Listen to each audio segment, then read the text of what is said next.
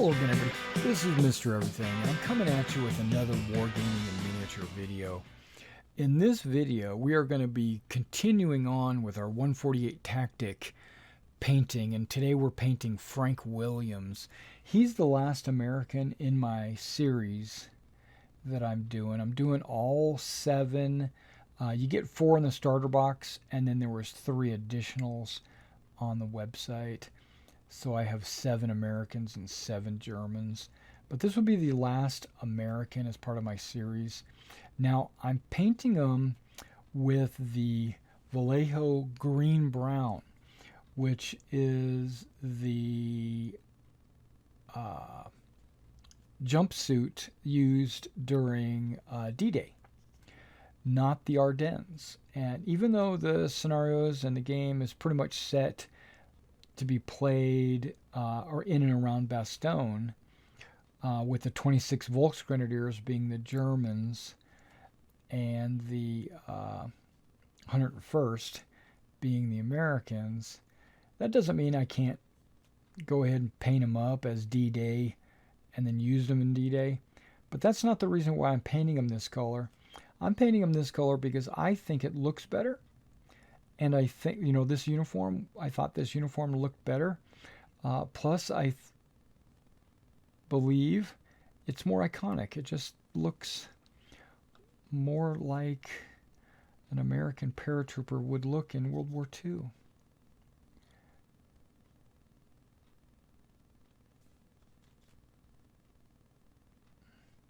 And it's okay if you get paint on the straps or LBE or any of the gear, the webbing or anything, because I haven't painted that yet.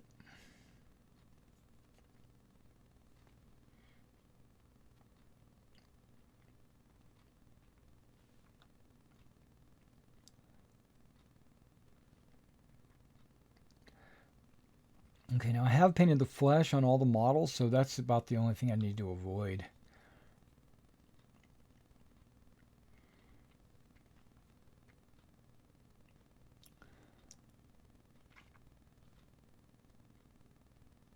Okay, so the brown-green is done. Or green-brown, I should say. So I'm going to let this dry before we move on to the next color. All right, the next color we're going to use is the Tamiya Olive Drab, mainly because it's a very dark green. It's a very dark color, as you can see. And it has great coverage for one thing, but it's also kind of runny, a little wet. And so when it dries, you should see the khaki webbing shine through.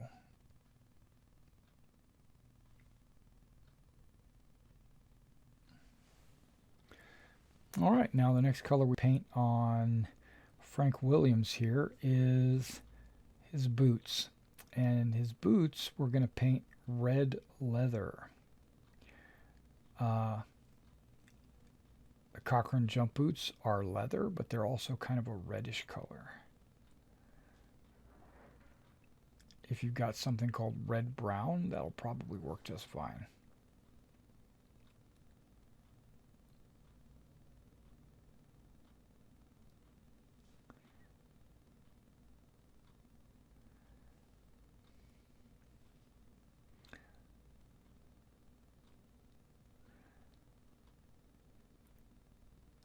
Okay, now this guy's a little tricky the way his feet are, so just be careful on how you're painting.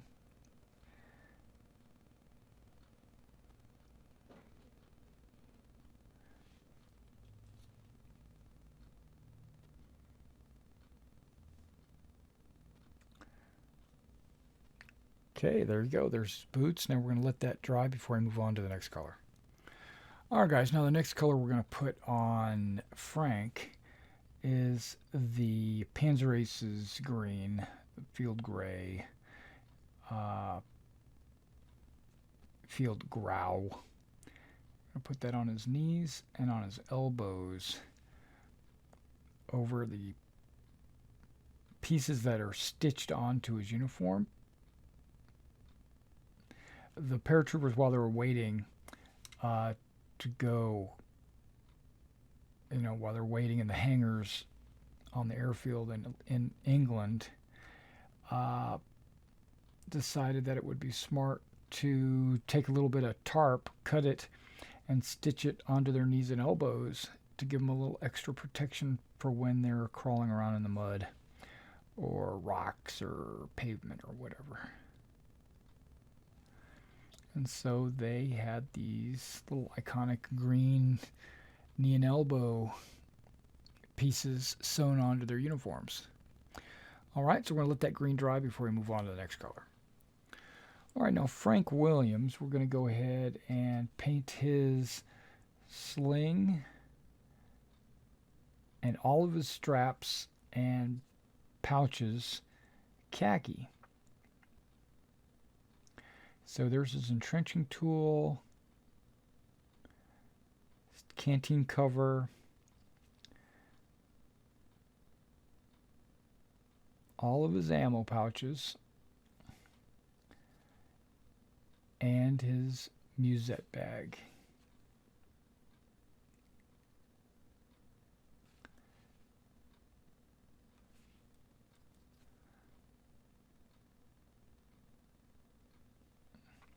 Anything where the jump green-brown might have gotten, that's where we'll touch that up with the khaki brush paint.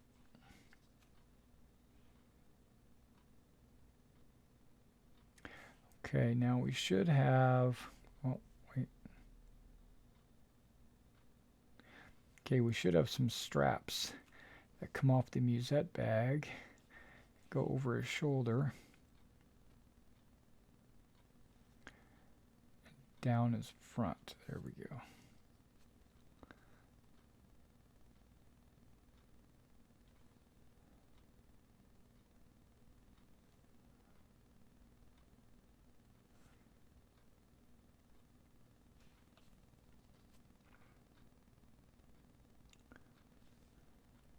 Got to paint his ammo pouches, his belt.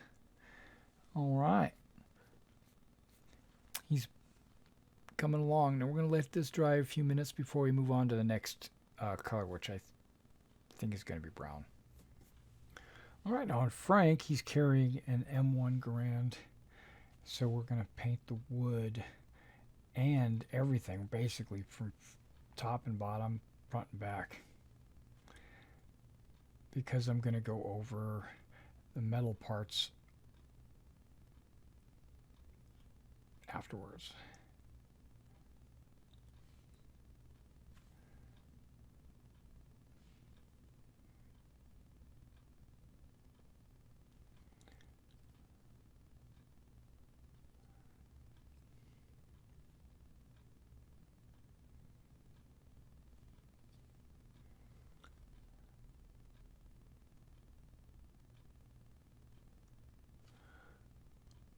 Very good. And his entrenching tool is going to have a wood handle. Make sure we paint that as well. All right, and so we're going to let him dry for a few minutes, and then we'll be back with the next color. All right, now this guy has an M1, so we want to make sure the top of the M1 is black.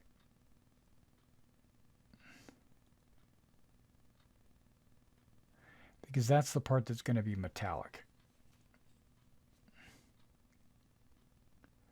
And I use licorice as my black. I like the licorice color. It's really dark black. All right, now this guy should have a 101st patch on his left shoulder. I'm looking for it. There it is. And then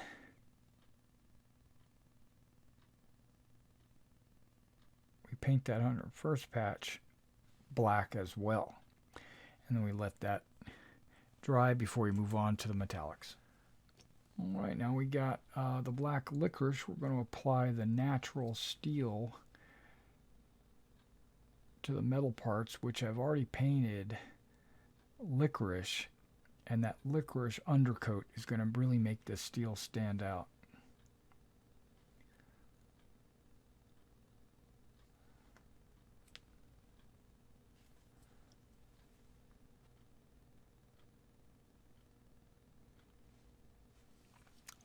like so.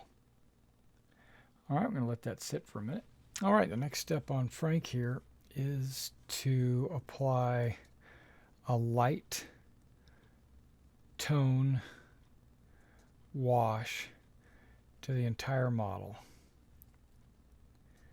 It'll get down into the cracks, into the shadows, and it'll make the model look really good. Now let's go ahead and cover the entire model, all the jumpsuit,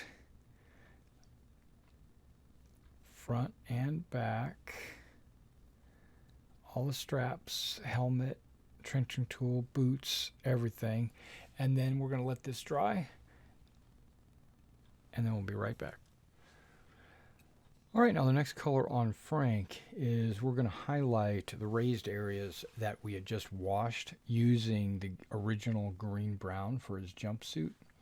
And we're going to go over areas that are raised up, like pockets and folds in the fabric, collars and cuffs.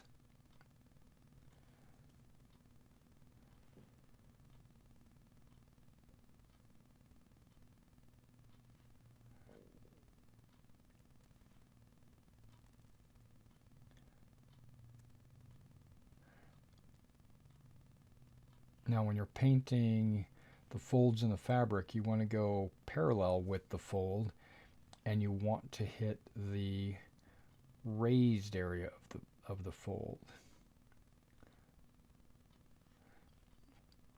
You don't want to get down into the cracks where the wash has settled, because that defeats the purpose of applying a wash. Plus, by doing this, you're getting a stronger contrast between the wash and the jumpsuit. So these highlights will stand out pretty significantly.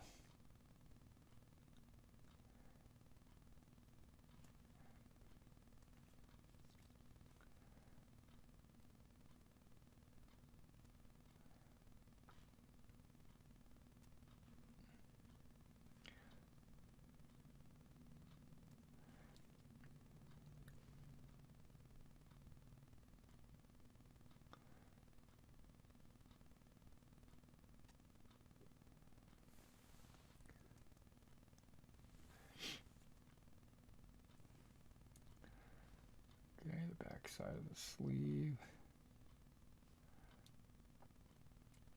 And again, if you paint a little bit too much or you cover too much of the wash, don't worry about it, because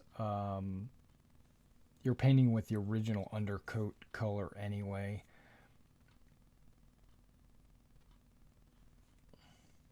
You're allowed to have mistakes. I give you permission.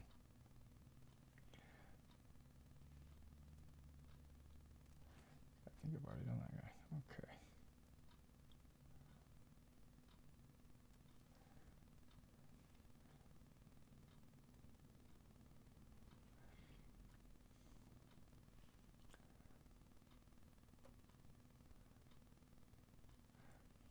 Okay.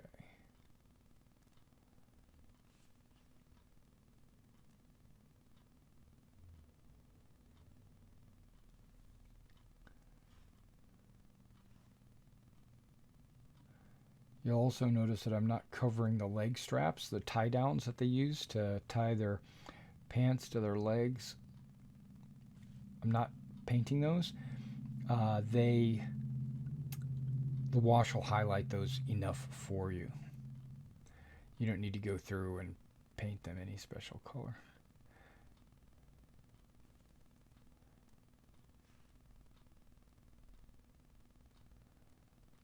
Okay, I think I got everything. Let me just double check.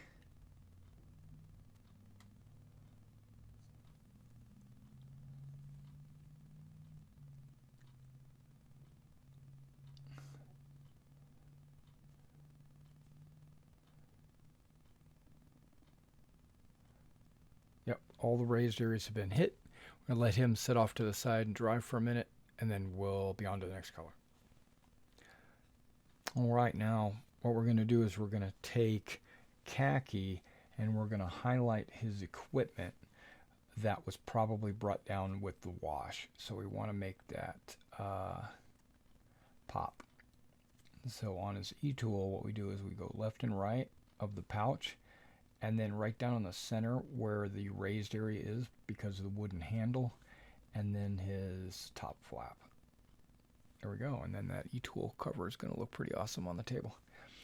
All right, and then his canteen is a left and right. A left and right, and then maybe a little bit on the center. Now his ammo pouches we try to hit individually, leaving brown in between them. And then his musette bag, we touch the center, and then the left and right.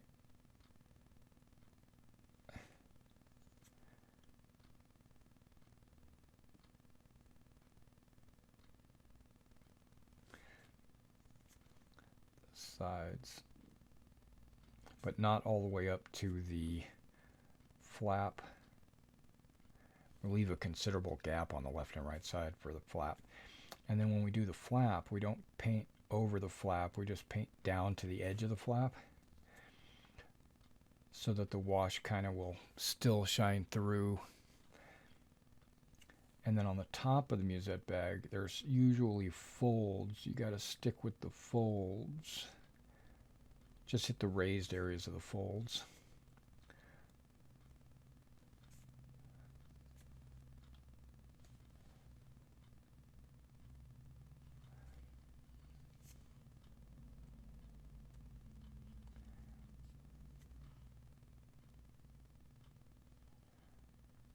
Okay, I think we got him good to go.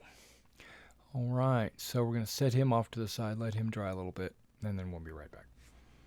All right, the next color on this model is U.S. Army green. What we're going to use that for is the edge of the base. I'm using U.S. Army green on all my U.S. models. That way they'll be uniform, they'll all look the same, or like they're from the same unit, that kind of stuff. And also it blends really nicely with my terrain map. So then we'll go ahead and put a little bit extra along the outer, the top edge to make sure that when I go to do my flocking, I don't have any extra khaki shining through. Okay, that looks really good, and we're going to set him off to the side, and we'll be right back. Okay, now the next step we're going to do is we're going to texture the base, and so I'm using Elmer's white glue. I put some in my palette. I'm going to use my Tester's synthetic brush to apply the glue to the base. Be liberal about it. You know, you can cover the entire base. You want there to be enough glue that you can see the white. Okay, you want the white of the PVA to cover the entire model, which I think it already did. Okay, and then you can grab some ballast and you can drop a couple of these all over the base to give it a little bit of extra texture on the base with the stones. And then grab your ballast, your fine ballast. This is extra fine, I think, brown. And then we set it down, and we're going to let that dry for about 30 minutes, and then we'll be back with the next step. Okay, the next step we're going to do is we're going to apply some grass to the base. I'm going to use Battlefield Grass Green from Army Painter. And I put some Elmer's, and I probably need a little bit more. I'm going to put just a drop in my palette. Using my brush, I'm going to apply about a 2/3 coat to the base in a random pattern. And I'm not going to paint over the stones. I'm going to leave them shining through the grass. You want to make kind of like a woodland camouflage pattern using your paint, which is your Elmer's glue.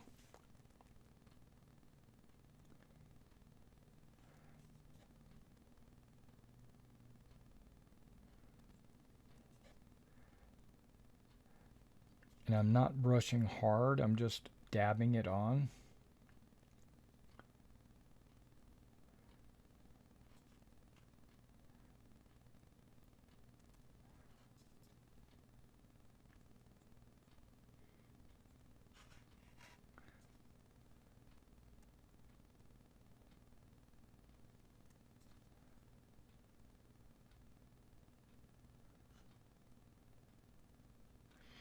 And getting the glue between the rocks, not on top of them, hopefully.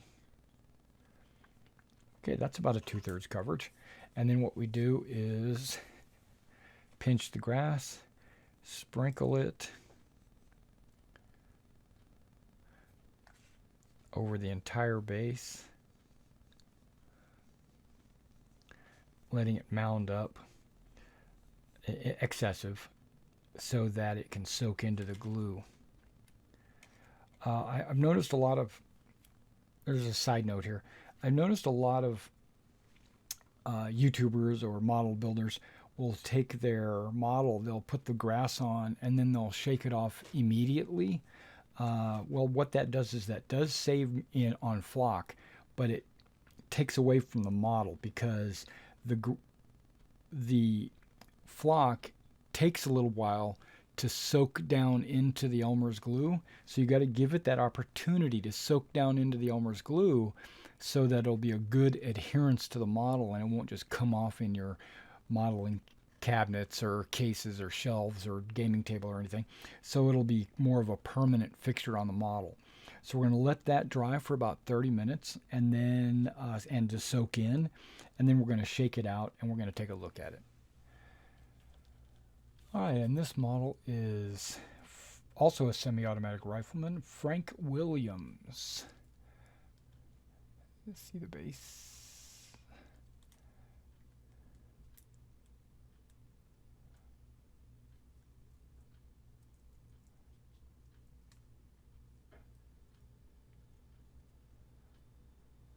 All right.